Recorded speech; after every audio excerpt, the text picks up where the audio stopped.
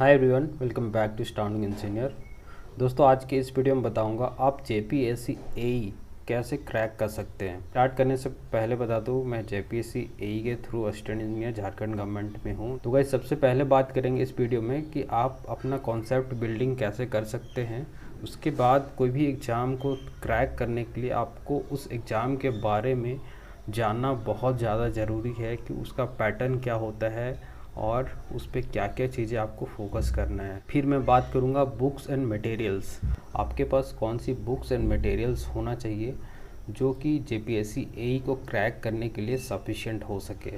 उसके बाद मैं बात करूँगा कि आप हर एक पार्ट को कैसे तैयारी कर सकते हैं ताकि आपको एग्ज़ाम में हर एक सब्जेक्ट का कॉन्सेप्ट एक साथ याद हो। क्योंकि आप देखें तो सिविल इंजीनियरिंग या इंजीनियरिंग में बहुत सारे सब्जेक्ट होते हैं, ऑलमोस्ट 14 to 15 सब्जेक्ट होता है। उसको एक्यूमुलेट करके एक साथ आप कैसे तैयारी करते हैं वो बहुत ज़्यादा डिफ़िकल्ट है। इसके अलावा भी आपको जनरल नॉलेज भी करना है, इंग्लिश भी करना है, तो वो सारी चीज़ें में भी बात करेंगे इस वीडियो में, ठीक है। तो गाइस, सबसे पहले बात करता हूँ कि कॉन्सेप्ट बिल्डिंग बहुत ज़्यादा इंपॉर्टेंट है जेपीएससी क्रैक करने के लिए। इवन कोई भी एग्ज़ाम क्रैक करने के लिए कॉन्सेप्ट क्लियर होना चाहिए पूरा इंजीनियरिंग का, whether you are from civil engineering और फ्रॉम मैकेनिकल इंजीनियरिंग। सबसे पहला चीज़ होना चाहिए कि सिविल या मैकेनिकल से यदि आप हो तो नोट्स आपका हर एक सब्जेक्ट का होना चाहिए, ठीक है। उसके बाद दूसरा चीज़ आईएएस का जो पीवाईक्यू है वो आपके पास होना चाहिए। और तीसरा चीज़ वो बहुत सारे स्टूडेंट के पास नहीं होता है, वो होता है शॉर्ट नोट्स। आपको कॉन्सेप्ट क्लियर करने के लिए सबसे पहला चीज़ आपको करना है कि नोट्स बनाना है अपने से। यदि आप अपने से नोट्स बनाने का टाइम आपके पास नहीं है तो आप नोट्स परचेज कर सकते हैं कोई भी अच्छा कोचिंग का, लाइक आईएएस मास्टर या मेडिजी। मेरा कहने का मतलब है कि जब आपके पास नोट्स होता है तो आपको कॉन्सेप्ट बार बार एक ही नोट से पढ़ने के बाद क्या होता है कि आप उस चीज़ें को दिमाग में इमेज बना सकते हैं और देर तक आपको याद रहता है, ठीक है। तो आपने यदि कभी भी इंजीनियरिंग अपने 4 साल में नहीं पढ़ा तो मैं रिकमेंड करूँगा कि वीडियोज़ लेक्चर आपको देखना चाहिए, ठीक है। कोई भी कोचिंग का वीडियोज़ लेक्चर ले सकते हैं। सबसे बेस्ट इन्वेस्टमेंट होता है कि आप अपने इन पे इन्वेस्ट करें, अपना प्रिपरेशन पे इन्वेस्ट करें, ठीक है। जितने भी कोर्सेस का दाम है आप ले सकते हैं मेडिजी या आईएएस मास्टर पे। यहाँ पे किसी का मैं इंडोर्स नहीं कर रहा हूँ, बट आपको मैं ये रिकमेंड करूँगा कि यदि आप वीडियोस लेक्चर देखते हैं तो आपको वो चीज़ें लंबे समय तक याद रहता है और वही चीज़ आप अपने से करेंगे तो that will take more time, okay. उसके बाद दोस्तों आपको आईएएस का पीवाईक्यू बनाना है as per the format of JPSC AE. आपको ऑब्जेक्टिव क्वेश्चंस भी बनाना है और सब्जेक्टिव क्वेश्चंस भी बनाना है आईएएस पीवाईक्यू का। उसके बाद आपको डेली बेसिस पे शॉर्ट नोट्स बनाना है, ठीक है। शॉर्ट नोट्स यदि आप नहीं बना सकते तो ऑनलाइन टेलीग्राम पे या फिर अदर प्लेटफॉर्म पे शॉर्ट नोट्स अवेलेबल है, आप वहाँ से डाउनलोड कर सकते हैं, ठीक। उसके बाद दोस्तों ये हमने बात कर लिया कि आप कॉन्सेप्ट कैसे बना सकते हैं। बुक्स एंड मटेरियल्स आपके पास क्या होना चाहिए। सबसे पहला चीज़ नोट्स, वीडियोस लेक्चर, पीवाईक्यू में आईएएस का पीवाईक्यू होना चाहिए। और इसके अलावा भी जितने भी एग्ज़ाम्स का पीवाईक्यू होता है, अदर स्टेट में एग्ज़ाम होता है, उसका भी पीवाईक्यू आपके पास होना चाहिए। उसके अलावा आपके पास शॉर्ट नोट्स होना चाहिए, ठीक है। और इसके अलावा बात करें दोस्तों जनरल स्टडीज़ का, तो मैं रिकमेंड करूँगा कि एसएससी सीजीएल का आपके पास पीवाईक्यू होना चाहिए ऑब्जेक्टिव। और इंग्लिश की बात करें दोस्तों तो इंग्लिश में नीतू सिंह का एक बुक आता है, वो सफिशिएंट है। आपको डेली बेसिस पे 10 to 15 मिनट्स उसमें देना है। मेरा बात करूँ मेंस में, मेरा इंग्लिश में आउट ऑफ 50 क्वेश्चन 47 क्वेश्चन सही हुआ था। मैंने सिर्फ नीतू सिंह का जो बुक आता है वही पढ़ा था। दोस्तों, जेपीएससी एई एग्ज़ाम क्रैक करने से पहले आपको उस एग्ज़ाम के बारे में जानना बहुत ज़्यादा इम्पॉर्टेंट है। तो जैसा कि आप सभी जानते हैं जेपीएससी एई का जो एग्ज़ाम होता है प्री होता है, उसके बाद मेंस होता है, उसके बाद इंटरव्यू होता है, ठीक है। प्री में आपका 2 पेपर रहता है। पेपर 1 में जनरल एबिलिटी रहता है, उसमें नंबर ऑफ क्वेश्चन 100 रहता है और मैक्सिमम मार्क्स आपका 100 रहता है। इसमें नेगेटिव मार्किंग नहीं रहता है, ठीक है। पेपर 2 में आपका अगेन 100 क्वेश्चन रहता है और यहाँ पर मार्किंग जो होता है वो एक क्वेश्चन का 2 मार्क्स होता है, तो टोटल 200 मार्क्स हो गया। और मैक्सिमम मार्क्स दोनों पेपर का मिला के बात करें तो आपको 300 मार्क्स का ये होता है प्रीलिम्स। इसमें आपका जो टाइम होता है पेपर 1 एंड पेपर 2 दोनों में 2-2 घंटे आपको मिलता है। और ये बता दूं कि पेपर 1 एंड पेपर 2 के बाद आपको ब्रेक मिलता है, ठीक है। तो ऐसा मत सोचना कि पेपर 1 हुआ और तुरंत पेपर 2 आपको देना, तो बीच में ब्रेक होता है, ठीक है। और दोस्तों बात करें मेंस एग्ज़ाम की, यहाँ पे बहुत ज़्यादा इम्पॉर्टेंट हो जाता है मेंस एग्ज़ाम को समझने का, और आपका प्रिपरेशन थॉरली बहुत अच्छे से होना चाहिए। अब मेंस का एग्ज़ाम में बेसिकली 2 सेक्शन होता है, सेक्शन 1 एंड सेक्शन 2। सेक्शन 1 में आपका ऑब्जेक्टिव क्वेश्चंस होता है, that will consist of 3 parts.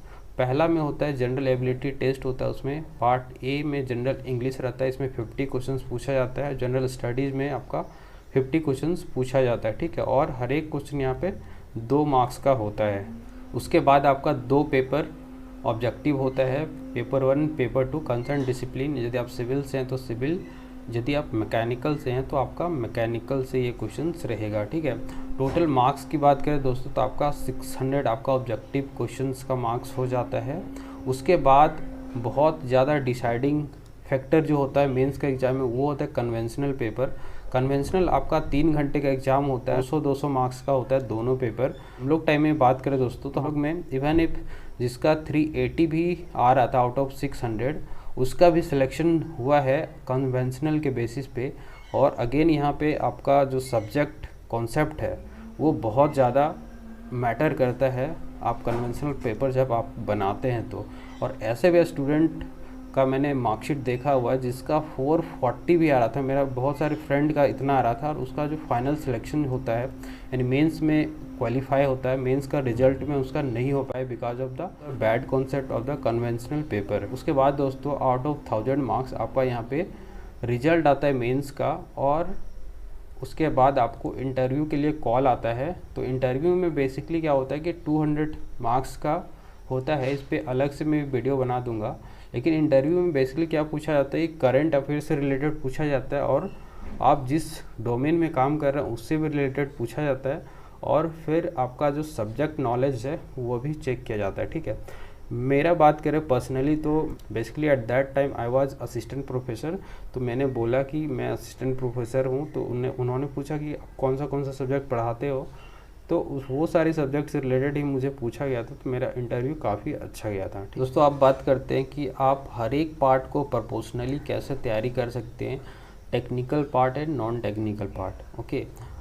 तो यहाँ पे आपको ये चीज़ें ध्यान रखना है कि पेपर 1 एंड पेपर 2 दोनों पेपर से एक एक सब्जेक्ट को आपको पैरेलली पढ़ना है। सपोज़ आप आरसीसी पढ़ रहे पेपर 1 से, तो पेपर 2 से आप इन्वायरमेंट पढ़ सकते हैं, ठीक है। और इसका जो ऑब्जेक्टिव क्वेश्चंस है वो आप बनाइए, ठीक है। सुबह के मैं बोलूँगा कि 2 घंटे आपको रिवीजन करना है। क्या रिवीजन करना है, तो शॉर्ट नोट्स करना है, ठीक है।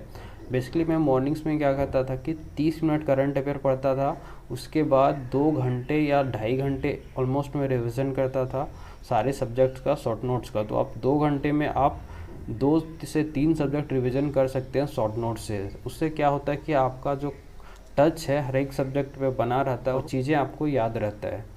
तो ये चीज़ आपको फोकस करना है कि आपको हर एक दिन दोनों पेपर से पढ़ना है, करंट अफेयर भी पढ़ना है, उसके अलावे आपको कन्वेंशनल जो क्वेश्चंस है वो भी आपको सॉल्व करना है, ठीक है। तो अभी आपको ये कन्वेंशनल नहीं बनाने बोलूँगा, लेकिन आपको जो नोट्स है, आपका जो डिटेल्ड नोट्स है वो आपको पूरे डिटेल्ड में पढ़ना चाहिए, ताकि आपका जो कन्वेंशनल का कॉन्सेप्ट है वो क्लियर हो सके, ठीक है।